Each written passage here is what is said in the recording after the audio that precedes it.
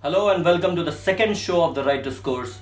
The topic of our discourse today is role of JNU in Korean language education in India and its future. Today we have with us a very special guest in our show, Mr. Satyanshu Srivastava, who is an assistant professor in JNU and he has completed his higher studies from Seoul National University, which is one of the best universities, which is the best university of Korea, and he is a very well-known and reputed personality among the Korean language speakers in India and among the people who are connected to Korea in India. So, Mr. Satyanshu is the one who can be very often seen with Prime Minister Modi in his state visits to Korea and during his meeting with Korean presidents and dignitaries in the Korean government. When Mr. Satyanshu is here, you cannot afford to miss a chance to have a discussion with him. So, let us begin with a discussion with Mr. Satyanshu. So, sir, welcome to our show. And first of all, could you please let us know your purpose of visit to Seoul? First of all, thank you very much for having me here. And that's my pleasure. Hello to all your audiences also. This is my second visit in this month. I had come for a conference earlier, and this is on an invitation of Korean government, Ministry of Education. I was a Korean government scholarship student back in 2006, and I got that scholarship to complete my masters here. And they have a program of re-inviting all those scholars once they have finished their program. It's an alumni kind of a program where they re-invite all these students and discuss with them what they are doing in their own fields and how important they are in their respective countries. So it's a way of kind of appreciating, and for us also another chance to come back and actually get back with the whole administration of an IID. So I'm here for a week's program. It's a workshop, and they have invited around 20 scholars this time, and from all over the world. Yes, and I've been fortunate enough to get a chance this time from India. Oh. So yes, I'm here for that program, and I'll be going back tomorrow. So let us begin with a question. I would like to the first question which I would like to ask you is that there are many universities in India which are teaching Korean language. So what makes JNU special? Well, JNU is special in many ways. JNU, the Korean language program at JNU is very old. In a way, it was the start of such kind of a program. It was one of the most earliest programs that started in our country. The pre-diploma Korean language course started in 1976. 1976? Yes, it wow. was pretty old. That was just a kind of certificate kind of program, pre-diploma, pre-degree diploma was the name of the course. And then gradually, by 1995, we started BA program, BA honors program in Korean language. So that was the first BA honors program, as far as I know. In Korean language? Yes, in Korean language in India. That was the first degree course in Korean language. Okay. And then by 1998, we had MA. And recently, not pretty recent though, in 2013, we started MPhil and PhD program. So it's a very comprehensive program now. You can start with BA and you can do MPhil PhD as well. And this is special because in whole of South Asia, you won't find any university where they offer a complete degree program right from the BA to PhD. From the undergrad till PhD. Yes. So is JNU, just a curiosity, is JNU also thinking to have some postdoc kind of thing, or is it possible in language field or DLit? Definitely it is possible, but maybe it will take some time, I guess, because we still are working for developing the MPhil PhD program, because the intake is not very high. We normally get around 5 to 6 students in MPhil PhD program. Okay. And so once maybe that program is established, well established, then maybe we can look forward for postdoctoral opportunities. Our program is different because now, with respect to your first question, there are many other centers also developed, Yes. which are offering language courses, Korean language courses. Yes. Some of the national universities are also involved, like in Central University of Jharkhand, you have a degree course. Yes. There we had BA and MA program, but recently I guess they somehow, I guess it's not working that well, and they're going to continue their MA program, but they are going to do away with their BA program, which Okay. is a kind of setback. Yeah. And then we have EFLU in Hyderabad, where they are offering a Korean language course, but that's again a certificate course. And other institutes, Sejong Haktang, King Sejong Yes, Institute yes. at New Delhi, Being run by is the embassy, there. I guess. Then yes, supported by the embassy, but Ah. it has a head office here, King Okay. Sejong Institute, and they have these different centers all over in India. They have now 3 Mhm. institutes. So one is in Delhi, one is in Patna, and one is in Varanasi. Okay, so still JNU has a special place in among all these institutes. So if you see, if a complete comprehensive degree program, Yeah. obviously JNU is the only one as of now. And the quality of Offering. education as well.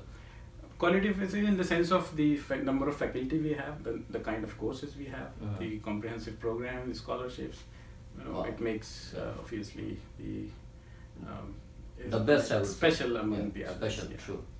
So the second thing which I would like to ask you is that JNU is a premier research-oriented institution, but many of the students they tend to go for a corporate sector's job after completion of their undergraduate program, and they are getting good package out there in the market. So do the faculty members promote it, or do they discourage it? What is the view of JNU regarding this? No, I mean there's no role of any faculty member to either promote or discourage it, because I personally feel it's the employability of any stream or any subject is a good thing, until unless you have a skill, and if you're able to employ that to someone and earn your living, there's nothing bad about that. And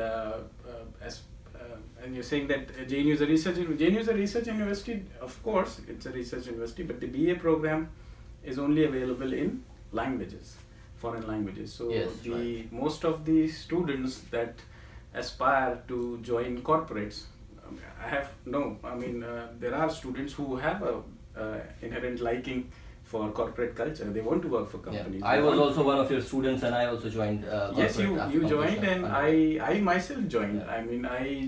Once I finished my masters from Seoul National University here, I went back and I joined Samsung, and for a few months I worked there. It was a nice culture, it was a nice environment, everything was very corporate and disciplined and suit up. But but maybe then for a time, then I thought maybe that is not the thing for me for life. Yes. So and then I went back and did my PhD, started my PhD, and now I'm teaching there. So obviously, I made up my mind that okay, this is not my field. But there are many students who actually like that and who actually wish to someday go to some of these corporates and work. So they are working, and most of those students are BA students. Okay. So Yeah, once they complete their BA program.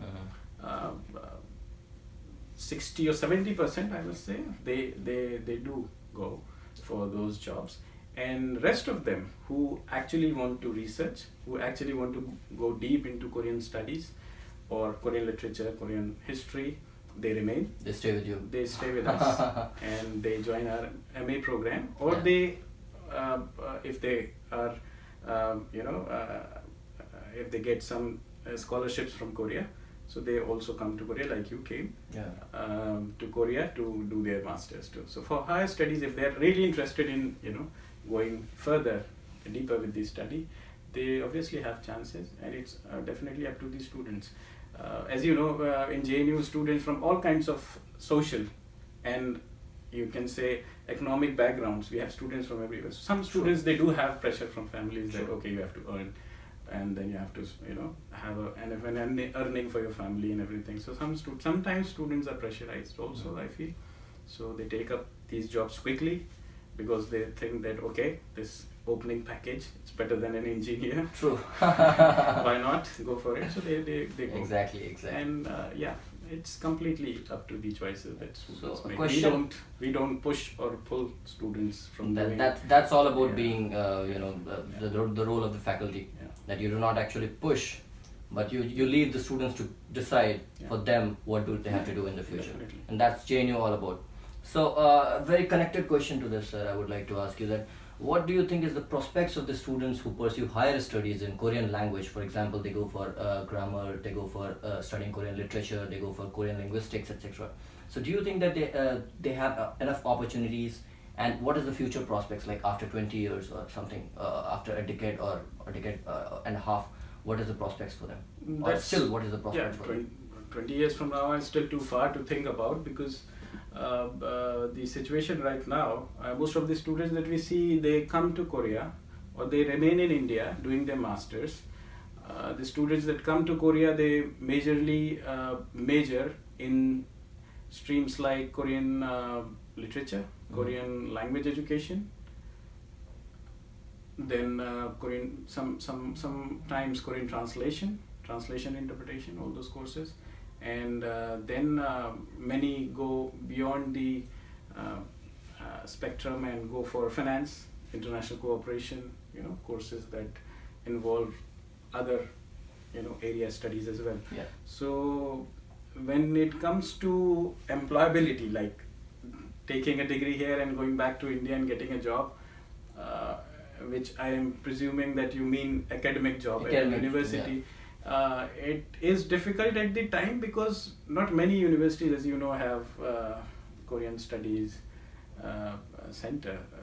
JNU is one of them. Jharkhand, Central University of Jharkhand is one of them, but as I've told you, even the BA program is struggling. Yes, they are now trying to restrict or keep the MA program going on, and that too we don't know till what time they plan. Maybe this batch, as soon as they graduate, they might just convert the whole program into a certificate course. Nobody knows that. So, but definitely we have students who have graduated, who have completed their PhDs from Korea in these streams, and they obviously need to go back and get those jobs. As far as these jobs are concerned, my personal view is that there are many universities. Not everyone can be absorbed in JNU, because JNU also has its sets of limitation, and we are currently eight faculty members are already there. Okay. And which is a good number for a center to run. So maybe in future there may be one or two more posts. Okay. Which are vacant right now. But then after that, what? Yeah. Then, but there are many students. They're graduating every semester, every year. You're having students who are good and who can contribute to the Korean language education in India. But the opportunities are very limited, and so these I feel that the institutes can also play a good role, like the Sejong Institute. They're opening different centers for Korean language education. The EFLU, BHU, all those universities can at least try and start with the certificate program. Certificate programs are also fine. Yes. I mean, at least they can be absorbed as assistant professors, and they can at least start. But what recently has been seen, that most of these Korean institutes, like Sejong Hattan, which is King Sejong Institute, they prefer hiring Koreans. Okay. For the purpose. Yes. So maybe it's my personal opinion that it's for us, actually, us Indians, to decide, and our government to decide, to have a policy where maybe if you are hiring 10 instructors for a course, maybe you can have 4 Indians, or ensure a seat for at least 4 Indians. So here comes the role of state and the role of policy yes, making. because if they can have a policy like that, you can ensure the employability of students who have their merit, True. who have completed their education, and who are actually capable enough for delivering what is required. So to my viewers, I would like to say that these kinds of ideas come when you talk to a scholar like Mr. Satyanshu Srivastava, and they when they say that policies needs to be made into these things when it comes to the employability of the students who are pursuing their higher education in Korean language. So that was a very good point. So sir, the very important question which everyone is thinking about right now is that in the era of rapid technological advancement, where artificial intelligence is taking the jobs of people, where softwares are taking the jobs of people, robots are taking the jobs of people, translation job, where most of the guys who graduate from JNU or other institutes in Korean language or any other foreign language, they go for translation job. So that job is being taken gradually by tools like Google Translation, which is very efficient. I would say that 85% efficiency or more than that. So this job is being taken by AI. What do you think would be the significance of JNU in future when there are already these ready-made tools? Do you think that JNU would be able to maintain its significance? Yes, I definitely agree that there are challenges right now. There are people who don't see that there are challenges right now. That is also true. That's But true, then yes. these challenges cannot be overseen. I feel that time is changing. The tools, when I was a student like you and I was studying in JNU, I remember there were sometimes some part-time opportunities where we used to translate some texts. And that time we used internet and tools like Google Translate or Yahoo Translate or Yahoo Dictionary. Okay. Never Dictionary was not available at that time, but Yahoo Dictionary was something that we mostly used, and it was literally a dictionary. It was like you type one word and then it will give you one word. If you give that tool the whole sentence, Nothing it'll will just come jumble and it'll just blow your head. Yeah. So you better, it was easier for us to find word by word and then arrange them in the order required. But that's already gone. That's like 10 years, not even 10 years, I think 7-8 years back. The story is back 7-8 years back. And now what I see is like when you feed the same sentence to that tool, if it is good, it will definitely give you an idea of the whole context. You can obviously, and now what we see is just that the fine tuning is required. True. Whatever the results that machine will give you, you just require to fine tune it. That role is still there, but nobody knows how long that role is going to stay, because earlier, as you're saying, 80 to 85% accuracy. Earlier it was 10%. 10%, true. From 10% to 85, it's a huge leap. Yeah. And if it has jumped that much, 85% already, maybe tomorrow. And I was reading somewhere these companies like Google, Bing, and Microsoft, Amazon, they're all using neural machine translation these days, Okay. which is a new technology which is part of deep learning, sometimes say, which evolves, using AI. Yeah. So It machine learning, evolves, yeah. so once you feed it, it understands, it takes that into its data and it evolves and learns. So we need to learn how to, have an opportunity where our role are still required. So these different companies have different NMTs, which is neural machine technology. And I was reading somewhere that they, some of the machines are good with some of the areas, like for tourism and hospitality, maybe a particular translation tool or Google Translate may be better with some field, or maybe industrial translation, maybe neighbor can be better. So maybe in coming days, our role would be to actually compare which is the best tool to translate, and then accordingly fine tune or use those tools as per our requirement.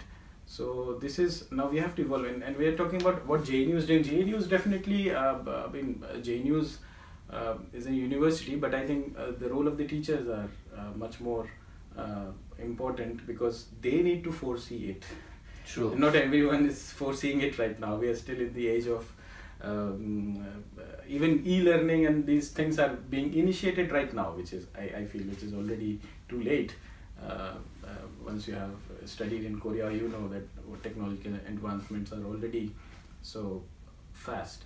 So we need to actually see that coming, and we need to redesign our courses, I feel, in a way that can still, make our lives or our skills relevant in future. Yeah, so you mean to say that we need to, the JNU need to run with time? Yes. Yeah. So yeah. So we'll move to the next question of our session. So this question is very much related to my last question. What do you think that in order to cope up with these problems, as you said that JNU, do you think that JNU will be forced in future, in coming decade, to change its curriculum and introduce new courses with foreign language. For example, understanding the loopholes of AI. Therefore, and that is the significance of the human beings. You understand the loopholes of the AI and you work in that direction. So, do you think that these courses needs to be included, and also other things like area studies, economy of the country where the language which you are studying, and the other things are like, for example, understanding the society better. So these courses, do you think that needs to be inculcated in the curriculum as well, or will it be done in future? These courses are still there. I mean, we are a center, we call it School of Language, Literature and Culture Studies. So we do have courses where we teach our students about social, society, politics, economy, history as well. So, but then you were talking about translation and the technology that is coming. I still feel that we have few years right now. I still feel the technology at hand is more or less augmentative than actually. It's not going to replace human beings right away. I mean, it will take some time, but then that time is very precious, where we have to find how to make our skills relevant even in future. And it does not mean that the skills that we have now, maybe we are required now to develop new skills. I can't say I just graduated from SNU, so the study that I did at SNU will feed me for life. It might just get over, it might just become redundant in future. So we need to also observe and in a way continuously learn for the new avenues, for the new opportunities, for the new technologies that are coming. That's true, yeah. So maybe in future, now everyone's using email. Earlier maybe some professors at the universities, they were like, no, I don't have to use computers, but now everyone has to. Yes. So things are changing in that way. Now emails and messengers are out of the time right now, but tomorrow maybe knowing technology, knowing AI is also required for you to actually teach or mentor your students. Exactly. So we should always, I feel, remain open. The teaching, especially the young blood, the young faculty that is joining right now, you can't stop learning. I feel the teachers must never stop learning, because times are really changing fast, and we should always be open to new ideas and ready to accept that. Yes. Not hold that away like, no, this is not for me, this is not my major, this interdisciplinary thing has to come, this will come. So maybe in future you can take the initiative of designing these policies for the whole School of Languages. Definitely. Yeah. I mean, that again, the demand and supply thing will come. Yeah. If what you're teaching is of no help to any student, obviously the whole program will go into a dustbin. Yeah. So it's a very critical time that needs to be. Yes. We need to see. We need to foresee, in fact. True. What is coming and get prepared right now. Yeah. So the one question which is for our viewers, that do you think that Center of Korean Studies in JNU is at par global standard, or it has got some good position even in Asia? What is your opinion regarding this? I don't really agree with the term that you've used, global standards of Korean language education, because there can't be, because every country has a specific requirements, specific environment, and if there can be any global standard, it will be the Korean standard of delivering the Korean language education. True. Yeah. But then it again is very different, because every country may have a different environment, a different program, a different facility. That's true. That is different from all others. So it's very specific. I think it's case by case. But I do agree there can always be a minimum basic, where where a program, where a curriculum is there, that this minimum basic can be achieved in any program of Korean language education. Okay. So the last question, sir, which is again mainly for our viewers who are sitting outside and who do not know what JNU is and what facilities do we have in JNU and the Korean Center especially. So could you please let us know that what kind of aids, fellowships, scholarships, etc. is Korean Center getting, and what kinds of help it is getting from external institutions, like for example Korean government or Korean ministries or other institutions? Yes, JNU, one of the most premier institutes in the country, and mainly funded by the government. as you know, the fees and every tuition fee is very minimal. Yeah, very It's minimal. almost free to study in JNU. So that is there. It might be difficult to enter JNU, but once you are there, you have lots of help from the economical help from the government when it comes to your tuition fee, your hostels.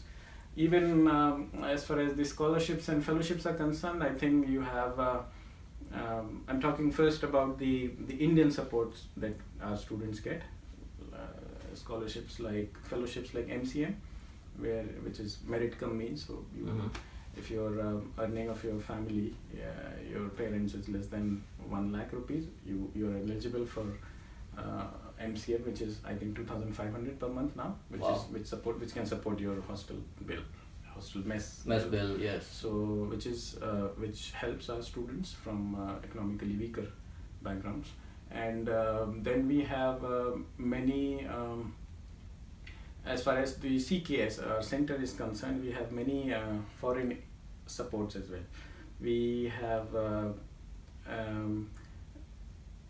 POSCO Asia Fellowship. You were a POSCO Asia Fellowship.